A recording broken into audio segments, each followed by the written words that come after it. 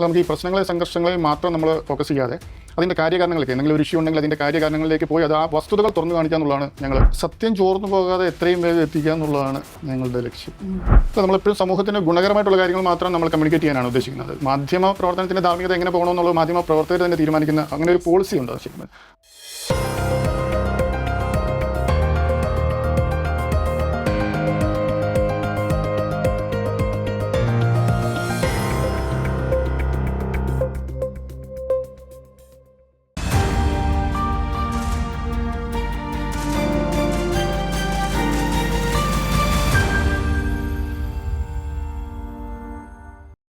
നമസ്കാരം, സ്മാർട്ട് ജൻ മീഡിയയിലേക്ക് എല്ലാവരെയും സ്വാഗതം ചെയ്യുകയാണ്. ഒരു മീഡിയ എങ്ങനെയായിരിക്കണം, മാധ്യമങ്ങൾ എങ്ങനെയായിരിക്കണം ജനങ്ങൾക്ക് മുന്നിലേക്ക് എത്തേണ്ടത് എന്നുള്ള കാര്യത്തെക്കുറിച്ചൊക്കെ പറഞ്ഞു തരാനായിട്ട് ചീഫ് എഡിറ്റേഴ്സ് വോയിസ് എന്ന പ്രോഗ്രാമാണ് നമുക്കിനി കാണാനായിട്ട് പറ്റുക. അപ്പോൾ ചീഫ് എഡിറ്റേഴ്സ് പ്രോഗ്രാമിൽ എൻ്റെ കൂടെയുള്ളത് ശ്രീ ദിലീപ് കുമാറാണ്, chief editor smart gen media. അതായത് നമ്മുടെ മീഡിയ ഉദ്ഘാടനം ചെയ്യപ്പെട്ട ഈ ഒരു ദിവസം തന്നെ എന്താണ് സ്മാർട്ട് ജൻ മീഡിയ എന്നതുകൊണ്ട് ഉദ്ദേശിക്കുന്നത്, എന്താണ് ജനങ്ങൾക്ക് വേണ്ടി ഞങ്ങൾ തരാൻ ഉദ്ദേശിക്കുന്നത് എന്നുള്ള കാര്യങ്ങളാണ് സംസാരിക്കാനായിട്ട് പോകുന്നത്. ശ്രീ ദിലീപ് കുമാർ ആണ് നമ്മളോടൊപ്പം ഉള്ളത്. നമസ്കാരം സർ. നമസ്കാരം. സ്മാർട്ട് ജൻ മീഡിയ ഇതൊരു ന്യൂ ജനറേഷന് വേണ്ടിയിട്ടുള്ള മീഡിയ ആണോ? ഇത് എല്ലാ വിഭാഗക്കാർക്കും വേണ്ടിയിട്ടുള്ള ഒരു മീഡിയയാണ്. അപ്പം നമ്മൾ പേരിൽ എപ്പോഴും നമ്മൾ യുവത്വത്തിന് പ്രാധാന്യം കൊടുക്കുന്നത് കൊണ്ട് അങ്ങനെ ഒരു പേര് അതിൽ വന്നുകൂടിയെന്ന് മാത്രമേ. ഓക്കെ, അപ്പോൾ സ്മാർട്ട് ജൻ മീഡിയ എന്നതുകൊണ്ട് എന്താണ് ഉദ്ദേശിക്കുന്നത്? ഇത് ആരെയൊക്കെയാണ് പ്രതിനിധീകരിക്കുന്നത്? ശരിക്കും സാറിൻ്റെ ഒരു നമുക്കൊരു പുറകിലേക്ക് തിരിഞ്ഞു നോക്കുകയാണെങ്കിൽ സാറ് കൂടുതൽ അച്ചടി മാധ്യമങ്ങളിലാണ് വർക്ക് ചെയ്തിട്ടുള്ളത്. അപ്പോൾ അച്ചടി മാധ്യമങ്ങളിൽ നിന്ന് ഒരു നവമാധ്യമത്തിലേക്ക് വരുമ്പോൾ എങ്ങനെയാണ് അതിനെ നോക്കിക്കാണുന്നത്? അപ്പം നമ്മൾ ശരിക്കും പറഞ്ഞാൽ കേരള വേവ്സ് എന്ന് പറഞ്ഞ ഒരു പ്രിൻ്റ് മീഡിയയിൽ നിന്നാണ് ഇതിൻ്റെ ഒരു തുടക്കം. 2005 തുടങ്ങിയത്. ഇതൊരു ക്യാമ്പസ് പത്രമായി തുടങ്ങിയതിനെ പത്രം എന്നുള്ള നിലയിലേക്ക് ഉയർത്തിക്കൊണ്ടുവരികയും പിന്നെ കാലഘട്ടത്തിനനുസരിച്ചിട്ടുള്ള ഒരു മാറ്റം എന്നുള്ള നിലയിലാണ് നവമാധ്യമത്തിലേക്ക് നമ്മൾ കടന്നു വരികയും ചെയ്തിട്ടുള്ളത്. മറ്റ് മുഖ്യധാര പത്രമാധ്യമങ്ങളൊക്കെ തന്നെ ഓൺലൈൻ പ്ലാറ്റ്ഫോമോടുകൂടി സമാന്തരമായി പോകുന്ന ഒരു കാലഘട്ടത്തിൽ നമുക്കും അതൊഴിച്ചുകൂടാനാവാത്ത ഒരു മാധ്യമമാണ് എന്ന് നമ്മൾ ഉറപ്പിച്ചുകൊണ്ട് തന്നെയാണ് നമ്മൾ അതിനകത്തേക്ക് കടന്നു വന്നിട്ടുള്ളത്. ഓക്കെ, എന്തൊക്കെയാണ് സ്മാർട്ട് ജൻ മീഡിയ ജനങ്ങൾക്ക് കൊടുക്കാനായിട്ട് പോകുന്നത്? സ്മാർട്ട് ജൻ മീഡിയ എന്ന് ഉദ്ദേശിക്കുന്നത് 7 സെഗ്മെൻറ്റുകൾ ഉൾക്കൊള്ളുന്ന വിവിധ പ്രോഗ്രാമുകളാണ് നമ്മൾ സ്മാർട്ട് ജൻ മീഡിയയിലൂടെ നമ്മൾ സംപ്രേഷണം ചെയ്യാൻ ആഗ്രഹിക്കുന്നത്. അപ്പോൾ അതിലൊന്ന് നമ്മൾ എത്രയും വേഗം നമ്മുടെ ചുറ്റുപാടും നടക്കുന്ന സംഭവങ്ങൾ, വാർത്തകളൊക്കെ ജനങ്ങളിലേക്ക് എത്തിക്കാൻ വേണ്ടി ലൈവ് ഡെസ്ക് എന്നുള്ള ഒരു പ്രോഗ്രാമാണ് ആദ്യമായിട്ട് നമ്മൾ ചെയ്യുന്നത്. കൂടാതെ പ്രൈം മൊമെൻറ്റ്സ്, ഇപ്പം നമ്മളുടെ പ്രേക്ഷകരുടെയൊക്കെ വ്യക്തിപരമായിട്ടുള്ള ഇപ്പോൾ വിവാഹം, ബർത്ത്ഡേ അതുപോലുള്ള സംഭവങ്ങളെ ആസ്പദമാക്കിയുള്ള പ്രൈം മൊമെൻറ്റ്സ് നമുക്ക് ടെലികാസ്റ്റ് ചെയ്യാൻ പറ്റും. കൂടാതെ ലീഡേഴ്സ് വോയിസ്, സമൂഹത്തിനെ നേരായ വഴിയിലേക്ക് നയിക്കാൻ സാധിക്കുന്ന നേതാക്കന്മാരുടെ ആശയങ്ങൾ അത് സമൂഹത്തിന് മുമ്പിൽ എത്തിക്കാനായിട്ട് ലീഡേഴ്സ് വോയിസ് സഹായിക്കും. കൂടാതെ സെലിബ്രിറ്റികളെ ഉപയോഗിച്ചിട്ടുള്ള സ്റ്റാർ ചാറ്റ്സ് നമ്മൾ പ്ലാൻ ചെയ്യുന്നുണ്ട്.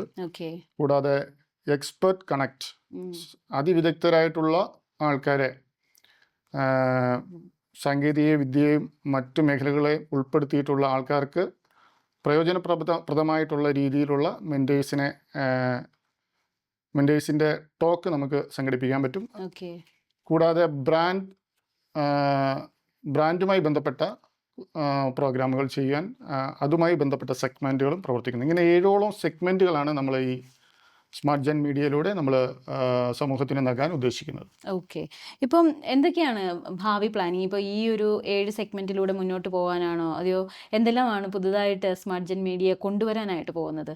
അല്ല, നമ്മൾ വളരെ കൃത്യമായ വാർത്തകൾ ജനങ്ങളിൽ എത്തിക്കുക എന്നുള്ളതാണ്. ഏത് കാര്യമാണെങ്കിലും അത് വളരെ സത്യസന്ധമായി ജനങ്ങൾക്ക് പ്രയോജനപ്രദമാകുന്ന രീതിയിൽ, അത് സമൂഹത്തിന് ഗുണം ചെയ്യുന്ന രീതിയിൽ അത് കമ്മ്യൂണിക്കേറ്റ് ചെയ്യുക എന്നുള്ളതാണ് ഒരു മീഡിയ എന്നുള്ള നിലയിൽ ഞങ്ങളുടെ ഭാവി പരിപാടി. ഇപ്പോൾ മാധ്യമം എന്ന് പറയുമ്പോൾ നമുക്കറിയാം, ഇപ്പോൾ ഏറ്റവും കൂടുതൽ ആളുകൾ നോക്കിക്കാണുന്നത് നെഗറ്റീവ് മാർക്കറ്റിങ്ങിലൂടെ എങ്ങനെ മാധ്യമങ്ങളിലെ അല്ലെങ്കിൽ എങ്ങനെ റീച്ച് കൂട്ടാം. അപ്പോൾ ഈ ഒരു മാധ്യമത്തിൻ്റെ ധാർമ്മികതയെക്കുറിച്ച് എന്താണ് പറയാനുള്ളത്? അല്ല, നമുക്ക് ഈ പ്രശ്നങ്ങളെ സംഘർഷങ്ങളെ മാത്രം നമ്മൾ ഫോക്കസ് ചെയ്യാതെ അതിൻ്റെ കാര്യകാരണങ്ങളിലേക്ക് എന്തെങ്കിലും ഒരു ഇഷ്യൂ ഉണ്ടെങ്കിൽ അതിൻ്റെ കാര്യകാരണങ്ങളിലേക്ക് പോയി അത് ആ വസ്തുതകൾ തുറന്നു കാണിക്കുക എന്നുള്ളതാണ് ഞങ്ങൾ ഉദ്ദേശിക്കുന്നത്. ഈ മീഡിയ എന്നുള്ള നിലയിൽ നമുക്ക് അതാണ് സമൂഹത്തിന് ചെയ്തു കൊടുക്കാൻ പറ്റുന്നത്. അതിൻ്റെ കാരണങ്ങൾ കൃത്യമായ വിവരണങ്ങൾ, അതിന് ഒരു സംഖ്യയോ അല്ലെങ്കിൽ വാർത്തകളെ വളച്ചൊടിക്കാതെയോ പെരുപ്പിച്ച് കാണിക്കാതെ നേരിട്ട് ജനങ്ങളിലേക്ക് എത്തി അവർക്ക് വിലയിരുത്താനുള്ള ഒരു അവസരം ഉണ്ടാക്കി കൊടുക്കുക എന്നുള്ളതാണ് ഞങ്ങൾ ഉദ്ദേശിക്കുന്നത്. ശരിക്കും നമുക്കൊരു ടാർജറ്റ് ഉണ്ടായിരിക്കുമല്ലോ, ഇന്ന ഓഡിയൻസ് അല്ലെങ്കിൽ യൂത്ത്, അങ്ങനെ അങ്ങനെ ഏതെങ്കിലും ഒരു ടാർജറ്റ് ഓഡിയൻസ് ഉണ്ടോ? ഞങ്ങൾ എല്ലാ കാറ്റഗറിയിലും പെട്ട ആൾക്കാരെ ഞങ്ങൾ ടാർഗറ്റ് ചെയ്ത് തന്നെയാണ്. അതുകൊണ്ടാണ് ഞങ്ങൾ ഡിഫറെൻറ്റ് സെഗ്മെൻറ്റുകൾ ആക്കി തിരിച്ച് ഞങ്ങളത് കൊണ്ടുപോകുന്നത്. അപ്പോൾ സമൂഹത്തിന് ഒന്നാകെ ഉള്ള ഒരു ടാർഗറ്റാണ്, മൊത്തത്തിൽ എടുത്തിരിക്കുന്ന ഒരു ടാർഗറ്റാണ്. ഇപ്പോൾ ജേർണലിസത്തിൽ തന്നെ കണ്ടുവരുന്ന ഇപ്പോഴത്തെ ലേറ്റസ്റ്റ് പ്രവണത ഞാൻ ആദ്യം പറഞ്ഞ പോലെ തന്നെ നെഗറ്റീവ് ജേർണലിസം ആണ്. അതായത് തലക്കെട്ട് വേറെ, അല്ലെങ്കിൽ അതിനകത്തുള്ള കാര്യങ്ങൾ വേണ്ട, തലക്കെട്ട് തന്നെ ജനങ്ങളെ അതിലേക്ക് ആകർഷിക്കുന്ന വിധത്തിൽ ഇടുക, പക്ഷേ അതിനകത്ത് ഒന്നും തന്നെ കണ്ടന്റുകൾ ഇല്ലാതെ വരിക. നെഗറ്റീവ് തലക്കെട്ടുകളിലൂടെ, നെഗറ്റീവായിട്ടുള്ള തലക്കെട്ടുകളിലൂടെ ജനങ്ങളെ അവനവൻ്റെ മീഡിയയിലേക്ക് കൊണ്ടുവരിക. അങ്ങനെ ഒരു നെഗറ്റീവായിട്ടുള്ള ഒരു മാർക്കറ്റിംഗ് ആണ് നടക്കുന്നത്. അപ്പോൾ ഈ ഒരു ഇതിനെ എങ്ങനെയാണ് നോക്കിക്കാണുന്നത്? നെഗറ്റീവ് ഇവിടെ ശരിക്കും പറഞ്ഞു കഴിഞ്ഞാൽ മാധ്യമ രംഗത്തിന് വളരെ കോമ്പറ്റീഷനുണ്ട്. അപ്പോൾ ആ കോമ്പറ്റീഷൻ്റെ പാർട്ടായിട്ട് പല രീതിയിൽ പല മാധ്യമ സ്ഥാപനങ്ങളും പ്രവർത്തിച്ച് കാണാറുണ്ട്. പക്ഷെ നമ്മളങ്ങനെ ഒരു നെഗറ്റീവ് ജേർണലിസത്തിലേക്ക് പോകാൻ ആഗ്രഹിക്കുന്നില്ല. കാരണം ഒരു പരിധിയിൽ കവിഞ്ഞ് എല്ലാത്തിനും ഒരു പരിധിയുണ്ട്. അപ്പോൾ ആ പരിധിക്കപ്പുറത്തേക്ക് പോകുമ്പോഴത്തേക്കാണ് അത് വലിയ രീതിയിൽ അത് സമൂഹത്തിന് ദോഷകരമായിട്ട് വന്നു പോകുന്നത്. അപ്പം അത്തരം കാര്യങ്ങൾ ഞങ്ങളുടെ ഭാഗത്തുനിന്ന് ഏതായാലും ഉണ്ടാവില്ല. വാർത്തകൾ എന്ന് പറയുന്നത് അത് പെട്ടെന്ന് തന്നെ ജനങ്ങളിലേക്ക് എത്തണം. അപ്പോൾ കൃത്യതയോടുകൂടി അതിനകത്തേക്ക് എത്തിക്കാനാണോ അതോ നേര് കൊടുക്കാനാണോ, ഏതിനാണ് പ്രിഫറൻസ് നൽകുക? സത്യം ചോർന്നു പോകാതെ എത്രയും വേഗം എത്തിക്കുക എന്നുള്ളതാണ് ഞങ്ങളുടെ ലക്ഷ്യം. അപ്പോൾ എത്രയും പെട്ടെന്ന് തന്നെ ജനങ്ങളിലേക്ക് എത്തിക്കുക. തീർച്ചയായും. പക്ഷേ സത്യമായിട്ട് തന്നെ അതെ, സത്യം ഒരിക്കലും ചോർന്നു പോകരുത് വാർത്തയിൽ നിന്ന്. അതാണ് ഞങ്ങൾ ആഗ്രഹിക്കുന്നത്. ഒരു ദിവസം തന്നെ എനിക്ക് തോന്നുന്നു 3-4 മാധ്യമങ്ങളാണ് എത്തുന്നത്, അത് പല പ്ലാറ്റ്ഫോമുകളിലായിട്ട്. അപ്പോൾ അങ്ങനെ വരുമ്പോൾ നമ്മുടെ ഈ ഒരു പറയുന്ന സ്മാർട്ട് ജെൻ മീഡിയ, അതിൻ്റെ ഒരു പ്രസക്തി എന്താണ്? അല്ല, ഈ മാധ്യമങ്ങൾ പുതിയതായിട്ട് വരികയും പോവുകയും ചെയ്യുന്നുണ്ട്. അപ്പോൾ ഞങ്ങളെ സംബന്ധിച്ചിടത്തോളം പുതിയതായിട്ട് വരുന്നൊരു മാധ്യമമല്ല, ഞങ്ങൾ അച്ചടി മാധ്യമ രംഗത്ത് നിലനിന്നിരുന്ന ഒരു സ്ഥാപനമാണ്. അപ്പോൾ അത് മറ്റൊരു പ്ലാറ്റ്ഫോമിലേക്ക് മാറുക മാത്രമേ ചെയ്തിട്ടുള്ളൂ. അപ്പോൾ അത് അതിലുണ്ടായിരുന്ന ഒരു എല്ലാ ചിട്ടകളും നമ്മൾ പാലിച്ചുകൊണ്ട് തന്നെയാണ് ഓൺലൈൻ പ്ലാറ്റ്ഫോമിൽ ചില പരിമിതികളുണ്ട്. ആ പരിമിതികളെ മറികടക്കാൻ ഞങ്ങൾ ഇതിൻ്റെ സംവിധാനങ്ങൾ കൂടി ഉപയോഗിച്ചുകൊണ്ടാണ് മുന്നോട്ട് പോകുന്നത്. നമുക്കൊരു എപ്പോഴും ഒരു സാമൂഹിക പ്രതിബദ്ധത എന്ന് പറയുന്ന മാധ്യമ പ്രവർത്തകർക്ക് വേണ്ട ഒന്ന് തന്നെയാണ്, ഓരോ മാധ്യമത്തിനും വേണ്ടതാണ്. അപ്പോൾ നമ്മുടെ ഈ ഒരു മാധ്യമത്തിൻ്റെ, ഈ ഒരു സ്മാർട്ട് ജെൻ മീഡിയയുടെ ഒരു സാമൂഹിക പ്രതിബദ്ധത എന്തൊക്കെയായിരിക്കും?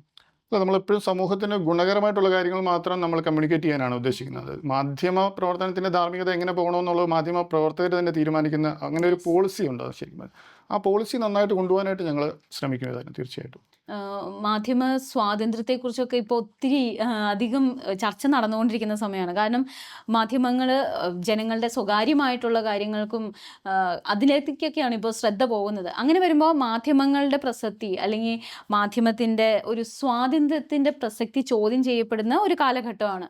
അപ്പോൾ നമ്മുടെ ഈ ഒരു മാധ്യമത്തിൻ്റെ ഒരു സ്വാതന്ത്ര്യം, അല്ലെങ്കിൽ മാധ്യമത്തിൻ്റെ സ്വാതന്ത്ര്യത്തിൻ്റെ പ്രസക്തി എത്രത്തോളം ഉണ്ട്? സ്വാതന്ത്ര്യം എവിടം വരെയാണ്? നമ്മളൊരു പരിധി വെച്ചിട്ടുണ്ടെങ്കിൽ അത് എവിടം വരെയാണ്? ശരിക്കും മാധ്യമ പ്രവർത്തന രംഗം വളരെയധികം വെല്ലുവിളി നേരിടുന്ന ഒരു കാലഘട്ടമാണ്. അതുകൊണ്ട് മാധ്യമ സ്വാതന്ത്ര്യത്തിനും കുറച്ചൊക്കെ ഒരു റെസ്ട്രിക്ഷനൊക്കെ വന്നുകൊണ്ടിരിക്കുന്നതാണ്. ഭരണപരമായ കാര്യങ്ങളിൽ നിന്ന് ഒരു റെസ്ട്രിക്ഷൻ വന്നുകൊണ്ടിരിക്കുന്ന ഒരു കാലഘട്ടമാണ്. അപ്പോൾ അത് പക്ഷേ ഞാൻ പറഞ്ഞ സർക്കാരുകളോ അല്ലെങ്കിൽ അതുപോലെയുള്ള കോർപ്പറേറ്റ് സ്ഥാപനങ്ങളോ സ്വാധീനിക്കാത്ത രീതിയിൽ സ്വതന്ത്രമായി കൊണ്ടുപോകാന്നുള്ള ഉദ്ദേശിക്കുന്നതിനകത്ത്. ദിലീപ് കുമാർ സാർ തന്നെ ഇപ്പോൾ ഇവിടെ പറഞ്ഞ പോലെ അച്ചടി മാധ്യമത്തിൽ നിന്നാണ് വരുന്നത്. അപ്പോൾ ആ ഒരു പുറകിലേക്കുള്ള പരിശീലനങ്ങളും അതുപോലെ തന്നെ ആ ഒരു അനുഭവ സമ്പത്ത് എത്രത്തോളം ഇതിന് ഗുണകരമാകും? ഈ അച്ചടി രംഗത്ത് വന്നിരുന്ന പഴയ കാലഘട്ടം എന്ന് പറയുമ്പോൾ അന്ന് കൂടുതൽ വെല്ലുവിളികൾ ഉണ്ടായിരുന്നില്ല അച്ചടി രംഗത്ത്. ടെലിവിഷൻ പിന്നീട് വന്നെങ്കിലും അപ്പോഴും വലിയൊരു പ്രതിസന്ധി അച്ചടി മാധ്യമ രംഗത്ത് വന്നിരുന്നില്ല. പക്ഷേ ഇപ്പോൾ അങ്ങനെയല്ല. ഇപ്പോൾ എന്ന് വെച്ച് കഴിഞ്ഞാൽ ഇപ്പോൾ രാവിലെ മുറ്റത്ത് വരുന്ന അപ്ഡേറ്റുകളേക്കാൾ വേഗത്തിൽ നമ്മുടെ കയ്യിലുള്ള ഡിവൈസിൽ അപ്ഡേറ്റുകൾ വരുന്ന ഒരു കാലമാണ് വാർത്തകളെല്ലാം വന്നുകൊണ്ടിരിക്കുന്നത്. അപ്പോൾ അച്ചടി മാധ്യമത്തിൽ വരുന്നത് ചിലപ്പോൾ ഇന്നത്തെ വാർത്ത നാളെ ആയിരിക്കാം വരുന്നത്. അപ്പോൾ ആൾക്കാരും നമ്മുടെ പുതിയ ജനറേഷനും ശരിക്കും പറഞ്ഞു കഴിഞ്ഞാൽ അവരും മാറിക്കൊണ്ടിരിക്കുകയാണ്. രാവിലെ വിസ്തരിച്ചുള്ള ഒരു പ്രഭാത വായന ഇപ്പോൾ പുതിയ തലമുറയ്ക്ക് ഇല്ല. അവർ വാർത്തകൾ തിരഞ്ഞെടുത്ത് വായിക്കുന്നു, അല്ലെങ്കിൽ തലക്കെട്ടുകളിലൂടെ ഓടിപ്പോകുന്ന ഒരവസ്ഥയാണ്. പിന്നെ അവർക്ക് വേണ്ട വാർത്തകൾ അവരുടെ കൈത്തുമ്പിൽ എത്തുന്ന ഒരു കാലഘട്ടം കൂടിയാണ്. അന്ന് സോഷ്യൽ മീഡിയയുടെ സ്വാധീനം അത്രയധികം ഉണ്ട്. അപ്പോൾ അങ്ങനെയുള്ള ഒരു കാലഘട്ടം ആയതുകൊണ്ട് നമുക്ക് ഈ പത്രപ്രവർത്തനം ഇതിലേക്കുള്ള ഈ കാലഘട്ടത്തിൻ്റെ ഒരു മാറ്റം തിരിച്ചറിഞ്ഞ് ഈ രംഗത്തേക്ക് കൂടുതൽ ശ്രദ്ധ കൊടുക്കേണ്ടതുണ്ട്. കാരണം എല്ലാ പത്രമാധ്യമങ്ങളും സമാന്തരമായി ഓൺലൈൻ മീഡിയയും കൊണ്ടുപോകുന്ന ഒരു കാലഘട്ടമാണ്. അപ്പോൾ വാർത്തകളുടെ റീച്ച് തീരുമാനിക്കുന്നത് സോഷ്യൽ മീഡിയ ആയി മാറിക്കഴിഞ്ഞു. പല വാർത്തകളും വൈറലായ ശേഷം മാധ്യമപ്രവർത്തകർക്ക് അത് വാർത്തയാക്കേണ്ട സാഹചര്യങ്ങൾ നമുക്ക് ചുറ്റിനും ഇപ്പോൾ പല സംഭവങ്ങളും ഉണ്ടായിട്ടുണ്ട്. അപ്പോൾ സോഷ്യൽ മീഡിയയ്ക്ക് സമൂഹത്തിൽ വലിയധികം സ്വാധീനങ്ങൾ, വിപ്ലവാത്മകപരമായിട്ടുള്ള കാര്യങ്ങളൊക്കെ സംഭവിക്കാനുള്ള ഒരു സാധ്യത അതിനകത്ത് നിലനിൽക്കുന്നുണ്ട്. അപ്പോൾ അതിനെ നമ്മൾ ഭംഗിയായിട്ട് നല്ല രീതിയിൽ ഉപയോഗിക്കാനാണ് തീരുമാനിച്ചിരിക്കുന്നത്. ഇപ്പം സ്മാർട്ട് ജൻ മീഡിയ വരുന്നത് ഏതെല്ലാം പ്ലാറ്റ്ഫോമുകളിലൂടെയാണ് ജനങ്ങളിലേക്ക് എത്തുന്നത്? നമ്മളിപ്പോൾ തുടക്കത്തിൽ നമ്മൾ ഫേസ്ബുക്കും വാട്സപ്പ്, ട്വിറ്റർ, യൂട്യൂബ്, ഈ 4 മാധ്യമങ്ങളിലൂടെ വെബ്സൈറ്റിലുണ്ട്. ഈ 4 മാധ്യമങ്ങളിലൂടെ നമ്മൾ അത് ജനങ്ങളിലേക്ക് എത്തിക്കാനാണ് തീരുമാനിച്ചിരിക്കുന്നത്. ഇപ്പോൾ ജനങ്ങൾക്ക് ഈ പറഞ്ഞ പോലെ എന്തെങ്കിലും ഒരു വാർത്ത തരണം, അല്ലെങ്കിൽ ജനങ്ങൾക്ക് എന്തെങ്കിലും കാര്യത്തിൽ ഇടപെടണം എന്നുണ്ടെങ്കിൽ എങ്ങനെയാണ് നിങ്ങളുമായിട്ട് ഒന്ന് ഇപ്പോൾ എന്തെങ്കിലും പരാതി പറയണോ അല്ലെങ്കിൽ അങ്ങനെ എന്തെങ്കിലും കാര്യത്തിന് എങ്ങനെയാണ് നിങ്ങളുടെ മുന്നിലേക്ക് എത്താനായിട്ട് സാധിക്കുക? നമുക്കതിനൊരു വാട്സപ്പ് കമ്മ്യൂണിക്കേഷൻ സിസ്റ്റം ഉണ്ട്. പിന്നെ അതുകൂടാതെ നമുക്കിവിടെ അങ്കമാലിയിൽ ഓഫീസുണ്ട്. ഈ 2 സംവിധാനങ്ങൾ വഴി ജനങ്ങളുമായിട്ട് നമുക്ക് കണക്ട് ചെയ്യാൻ പറ്റും. ഓക്കെ, അപ്പോൾ എന്തായാലും thank you so much. Smart gen media എന്ന് പറയുന്ന ഒരു നവമാധ്യമം കൂടെ നിങ്ങളുടെ മുന്നിലേക്ക് എത്തുകയാണ്. അതിൻ്റെ ചീഫ് എഡിറ്ററാണ് നമ്മളോടൊപ്പം ഇത്രയും സമയം സംസാരിച്ചു കൊണ്ടിരുന്നത്. അപ്പോൾ ആ ഒരു പുതിയ മാധ്യമത്തെ കൂടെ നിങ്ങൾ ഏറ്റെടുക്കും. സത്യമായിട്ട് നിലകൊള്ളാനായിട്ട്, ഏറ്റവും പുതിയ കാര്യങ്ങൾ നിങ്ങളിലേക്ക് എത്തിക്കാനായിട്ട് ഈ ഒരു മാധ്യമത്തിന് കൂടി കഴിയട്ടെ എന്ന് ആശംസിക്കുന്നു. Thank you so much. Smart gen media treasure hunt കോൺടെസ്റ്റിൽ പ്രേക്ഷകരായ നിങ്ങൾക്കും പങ്കെടുക്കാം. മീഡിയയുടെ വരിക്കാരാകുന്നവർക്കും, പോസ്റ്റ് ലൈക്ക് ചെയ്യുന്നവർക്കും, വീഡിയോ കണ്ട് അഭിപ്രായം കമൻറ്റ് ചെയ്യുന്നവർക്കും, പോസ്റ്റ് ഷെയർ ചെയ്യുന്നവർക്കുമാണ് മത്സരത്തിൽ പങ്കെടുക്കാനാകുന്നത്. ഓരോ മാസവും പങ്കെടുക്കുന്നവരിൽ നിന്ന് നറുക്കെടുക്കുന്നവർക്ക് സ്പോൺസർ ചെയ്യുന്ന സർപ്രൈസ് സമ്മാനങ്ങൾ നൽകും. പങ്കെടുക്കാൻ താല്പര്യമുള്ളവർ വാട്സപ്പ് ചെയ്യുക. WhatsApp number 9947315453.